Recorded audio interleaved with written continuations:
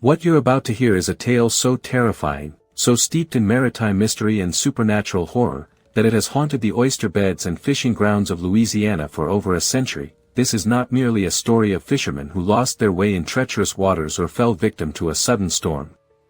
This is the documented account of 17 of the most experienced oyster harvesters in the Gulf Coast who sailed into waters that existed between the world of the living and the realm of the dead, and the 2 survivors whose testimonies would forever change how the people of Louisiana understood the thin line between reality and nightmare.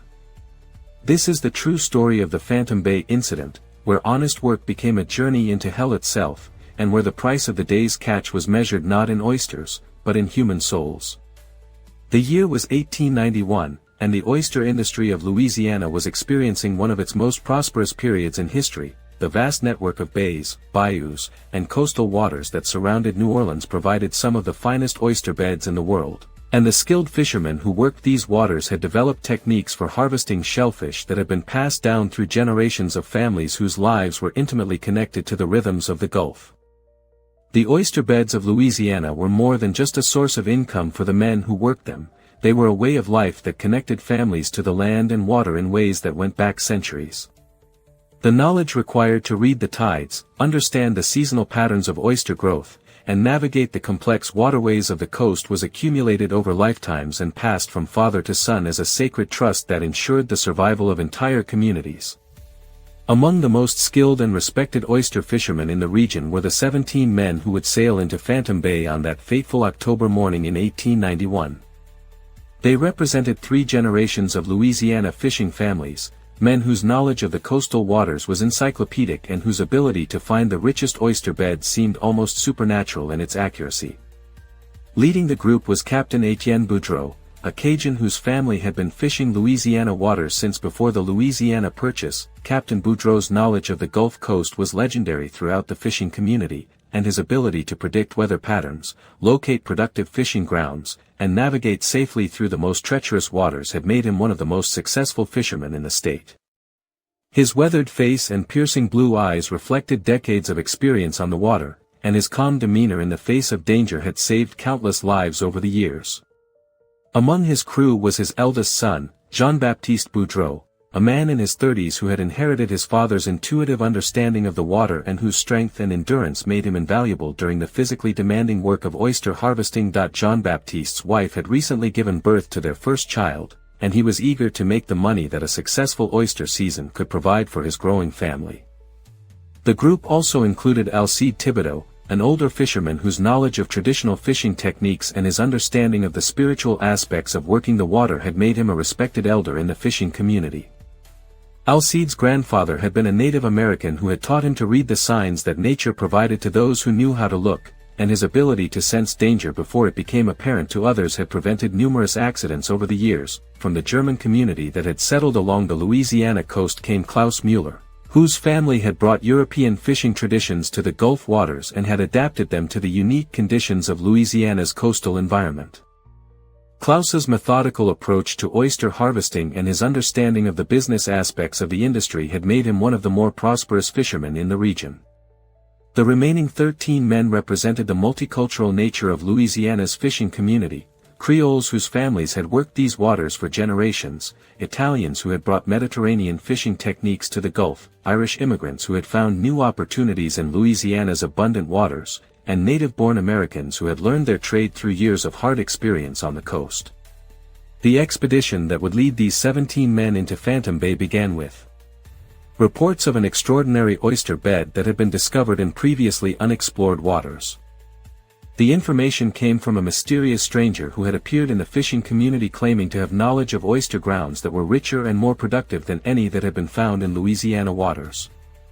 The stranger, who gave his name as Capitaine Noir, was a man whose appearance and manner set him apart from the rough-and-tumble world of the fishing docks. That he was tall and thin, with pale skin that seemed never to have been touched by the Louisiana sun, and dark eyes that seemed to hold depths of knowledge that went far beyond normal human experience. His voice carried an accent that none of the fishermen could identify, and his knowledge of Louisiana waters seemed both comprehensive and somehow unnatural.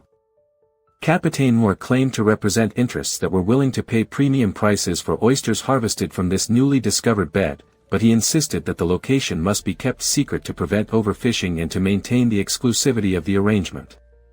He offered the 17 fishermen a contract that would pay them 3 times the normal rate for their catch, with the understanding that they would work exclusively for his employers and would not reveal the location of the oyster bed to anyone else. The financial opportunity was too attractive to refuse. The 17 fishermen were all struggling to support their families during a period when competition for the best oyster beds was intense and the prices paid for their catch were often barely enough to cover their expenses. The promise of triple wages for a single expedition represented more money than most of them could earn in an entire season of normal fishing. What the fishermen didn't know was that Phantom Bay was not a normal body of water, but a supernatural phenomenon that appeared and disappeared according to patterns that had nothing to do with normal tidal cycles or geographical features. The bay had been known to the Native American tribes who had originally inhabited the Louisiana coast, who had considered it a sacred and dangerous place where the spirits of the dead could cross over into the world of the living. The bay's name came from its tendency to appear as a mirage-like phenomenon that could be seen from a distance but that seemed to move and shift when approached directly. Ships that sailed toward the bay would find that it remained always just beyond their reach, leading them further and further from familiar waters until they became lost in a maze of channels and islands that existed only when the supernatural forces that controlled the bay chose to manifest them. On the morning of October 13, 1891, the 17 oyster fishermen gathered at the docks in Plaquemines Parish to begin their expedition to the mysterious oyster bed. They had chartered 3 boats for the journey, 2 large luggers that could carry substantial loads of oysters and equipment, and a smaller vessel that would serve as a scout boat to help navigate the unfamiliar waters. Capitaine Noir was waiting for them at the dock, dressed in a long black coat that seemed inappropriate for the warm October weather but that somehow enhanced his mysterious and authoritative presence. He provided the fishermen with detailed charts that showed the route to Phantom Bay, though the maps depicted waterways and landmarks that none of the experienced fishermen recognized despite their comprehensive knowledge of Louisiana's coastal geography.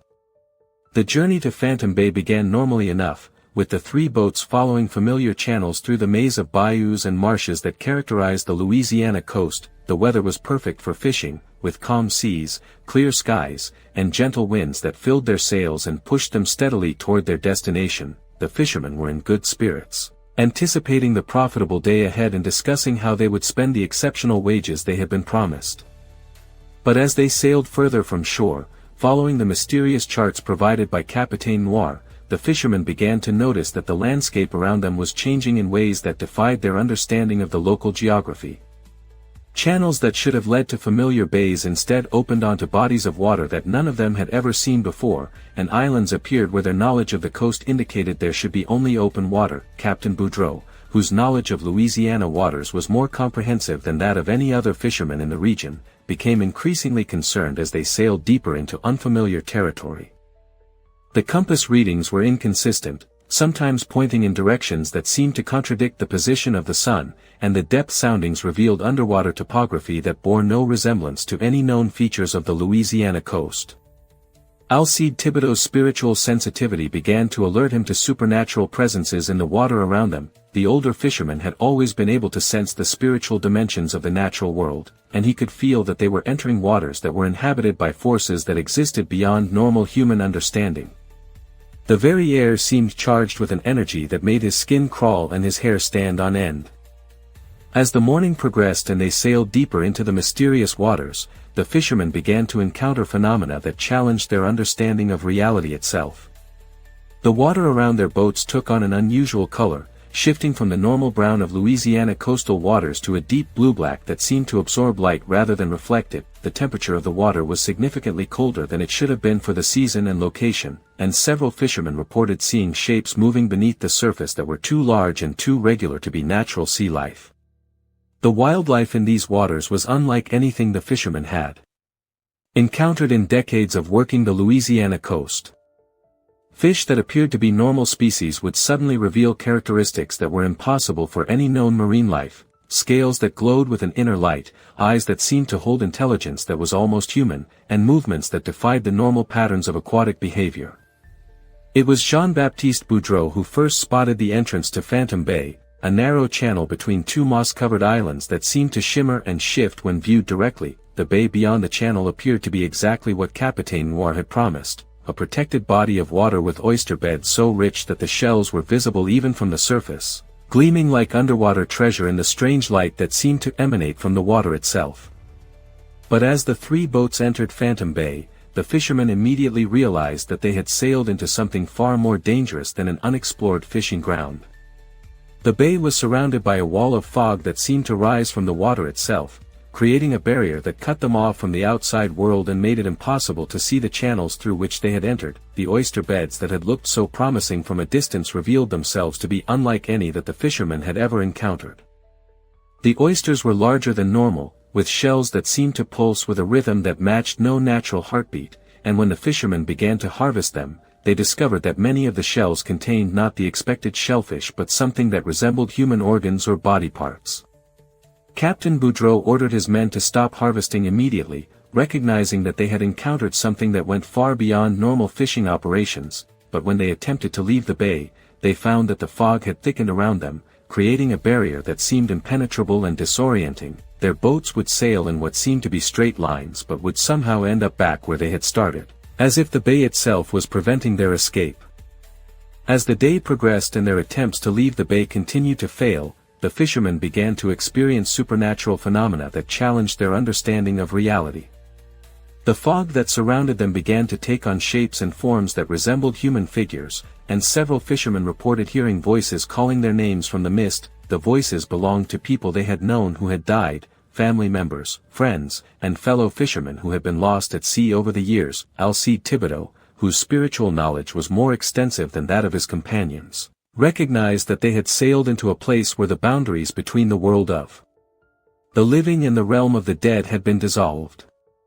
The bay was a supernatural trap that used the appearance of abundant fishing grounds to lure victims into a realm where they could be harvested by entities that fed on human life force and spiritual energy. The entity that had called itself Capitaine Moore began to reveal its true nature as the supernatural phenomena in the bay reached their peak. The mysterious figure appeared on the water itself, walking on the surface as if it were solid ground, his human facade beginning to slip away to reveal something ancient and malevolent that had been masquerading as a mortal man. The creature explained that Phantom Bay was a harvesting ground where it collected the souls and life force of human beings, using their spiritual energy to maintain its existence in the physical world. The bay appeared periodically in different locations along the Gulf Coast, always offering the promise of abundant fishing or other opportunities that would attract victims to its supernatural trap. The 17 fishermen found themselves unable to escape as the entity began the final phase of its harvest. Their boats became trapped in the supernatural fog, and one by one, the men began to succumb to the creature's influence. The process was gradual and insidious, draining away their life force while leaving their bodies functional enough to continue operating their vessels and equipment. Captain Boudreau, whose decades of experience on the water had given him a deep understanding of the spiritual dimensions of maritime life, attempted to use traditional protective rituals to shield his crew from the entity's influence. His knowledge of Cajun folk magic and his understanding of the spiritual forces that governed the relationship between humans and the sea provided some temporary protection, but the supernatural power of the bay was too great to be permanently deterred by conventional defenses. Jean-Baptiste Boudreau watched in horror as his father and the other fishermen began to fade away, their bodies becoming translucent as their life force was absorbed by the entity.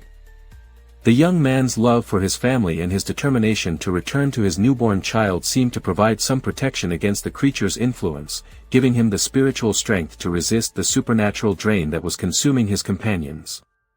Klaus Müller's methodical nature and his practical approach to problem-solving allowed him to maintain some degree of mental clarity even as the supernatural forces worked to overwhelm his consciousness. His European heritage had given him knowledge of protective rituals and spiritual defenses that proved partially effective against the entity's influence, though he was powerless to help his fellow fishermen who lacked similar spiritual preparation. As the sun set over Phantom Bay and darkness fell over the supernatural waters, 15 of the 17 fishermen had been consumed by the entity's hunger. Their bodies remained in their boats, continuing to work with mechanical precision, but their souls and life force had been absorbed into the creature's supernatural consciousness. They had become part of the bay's permanent crew, doomed to lure future victims into the same trap that had claimed their lives. Only Jean-Baptiste Boudreau and Klaus Müller remained conscious and aware as the entity prepared to complete its harvest. These two men had somehow resisted the creature's influence through a combination of spiritual strength, protective knowledge, and sheer determination to survive and return to their families. The entity, satisfied with its harvest of 15 souls but recognizing that the two survivors might serve a useful purpose, revealed that they would be allowed to escape Phantom Bay with a specific mission.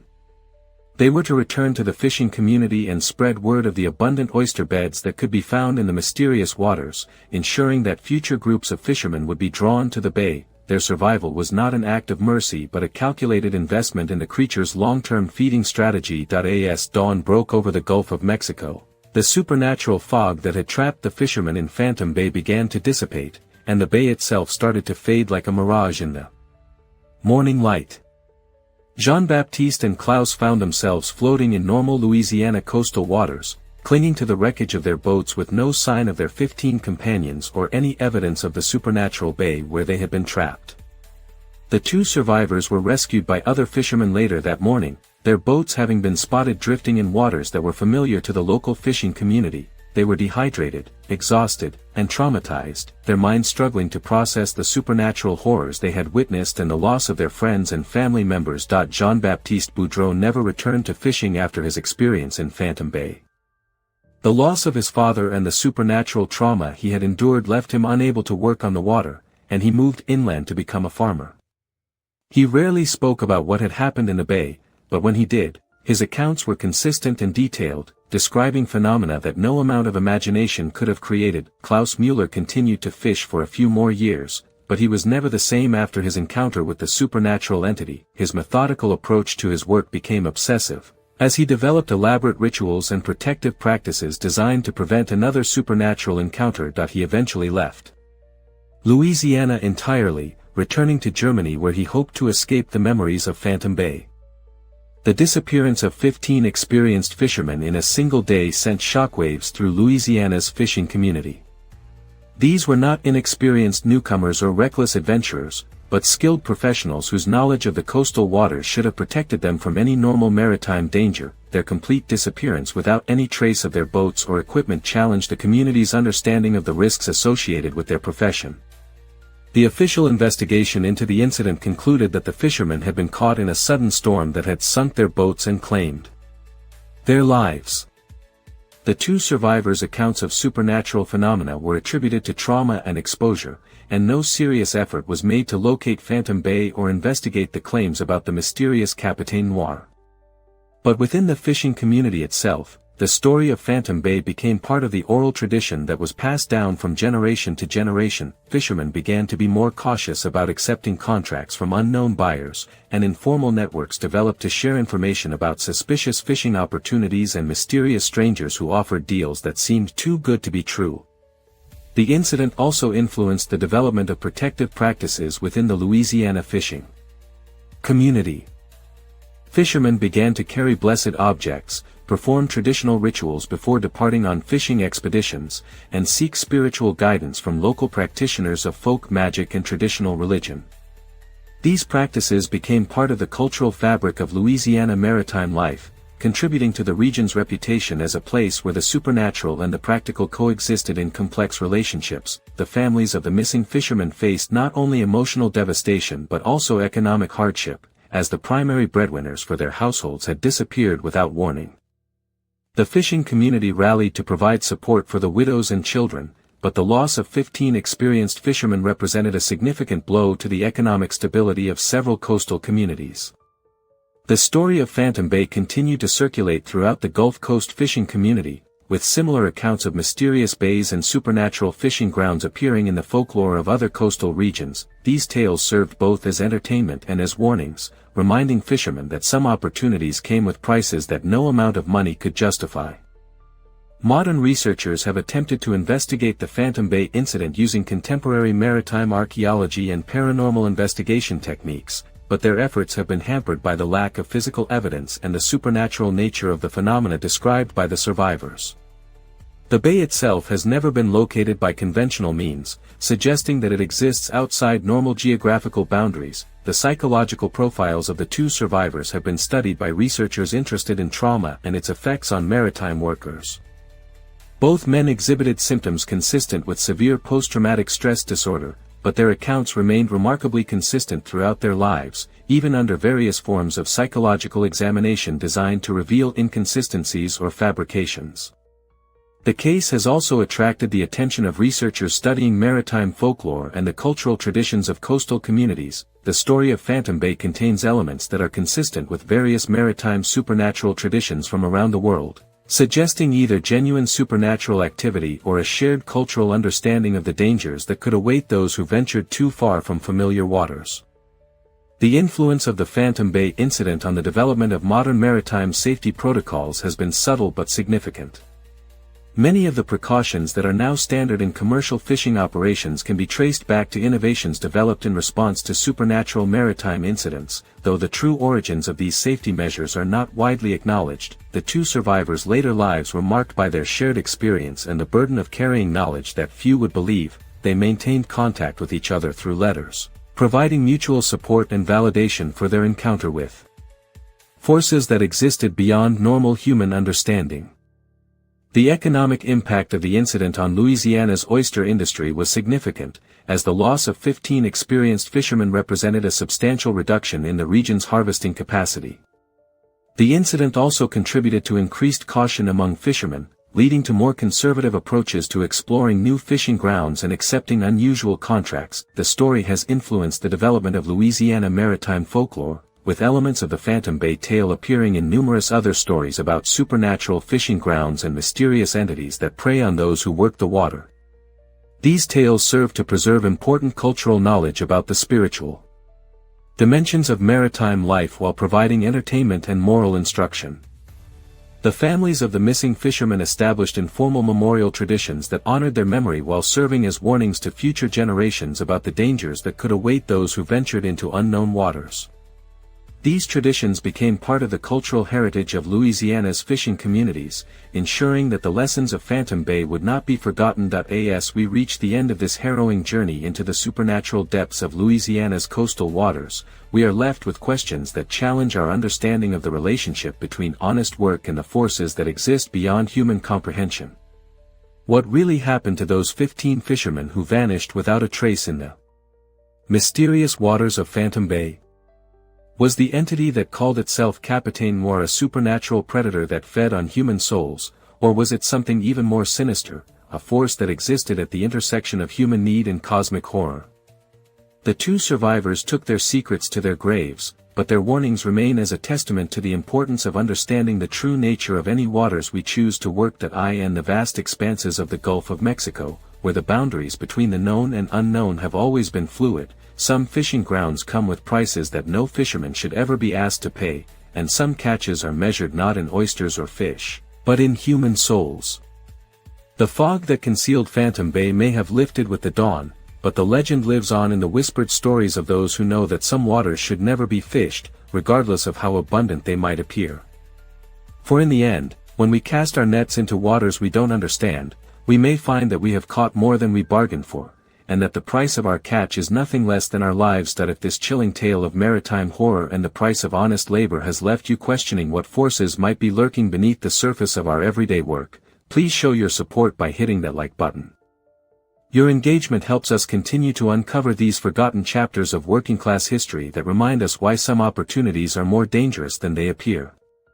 And if you haven't already joined our community of truth seekers here at Bayou Nightmares, make sure to subscribe to our channel. We delve deep into the shadows of history every week, bringing you stories that mainstream sources often overlook or dismiss, from the haunted waters of Louisiana to the dark corners of human labor and survival. We explore the mysteries that shaped our working world. It's important to remember that while the stories we share on Bayou Nightmares are carefully researched and based on historical accounts, they are presented as entertainment and educational content. Some elements may be dramatized or interpreted through the lens of folklore and legend, though they are often inspired by real events and genuine human experiences that deserve to be remembered and understood. Until we meet again in the shadows of history, keep questioning the official narratives, keep seeking the truth behind the legends, and remember that sometimes the most abundant opportunities are also the most dangerous, and the richest fishing grounds may demand the highest prices. This has been Bayou Nightmares, where the past never truly dies, and the darkest secrets eventually find their way to the light.